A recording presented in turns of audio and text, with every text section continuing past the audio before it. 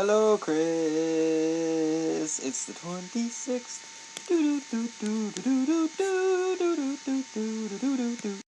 So, I want to kind of bring up something about Russell Wilson. He said that in 20 years he wants to own a football team. I think that's kind of cool to think about, like, 20 years in advance and, like, have an exact plan and all that.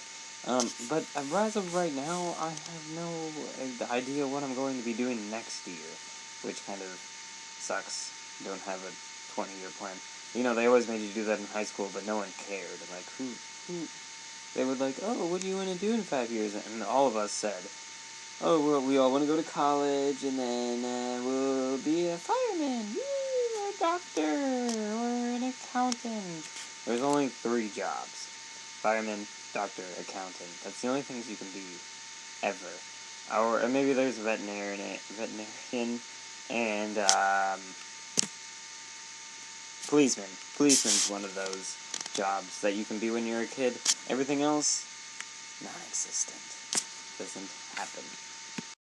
So, I kind of want to get into a little bit about politics. I know that people shouldn't talk about politics because it causes problems between people, but I don't care, because I think we're both old enough to know the difference between debating and insecurities.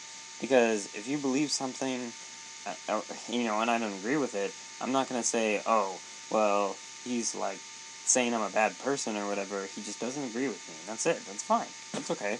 Anyways, so a couple things. Pretty obvious. I don't know if you've seen the Arizona one. I'm sure you have, because San Francisco is very pro-gay, rainbows. But, so, the Arizona one about how, like, they can refuse service or whatever to anybody that is homosexual if it's against their religion, which is beyond ridiculous for a lot of reasons, especially since you could already basically do that because you can refuse service to anybody, but now it's, like, specifically, like, homosexuals because of your religion, which, I think it was like state and law, I forgot the exact verse, or not verse, but the Constitution said that we couldn't do that, and, but apparently now we can. So I'm a little bit mixed up on that. Also, the second one is that we're going to put warning labels on soda, for the amount of, that it's the leading cause in obesity and diabetes, and everybody kind of said, well, you know, people that drink soda are going to do it regardless of whether it's as a warning or not. See, I'm not so sure, because, like, with cigarettes, first they were portrayed as this, like, oh, well, we're not that bad, we're actually good for you. And soda's kind of that way, too. It's not really portrayed as, like, good, but it's not really portrayed as bad, either. Nobody gets a soda and, like, feels guilty about drinking soda. Maybe it's starting to go that way, but I sure as hell remember when we were kids, we'd drink, like, a whole liter of soda. It was never bad. I'd drink, like, 6 cans a day and wouldn't think anything of it.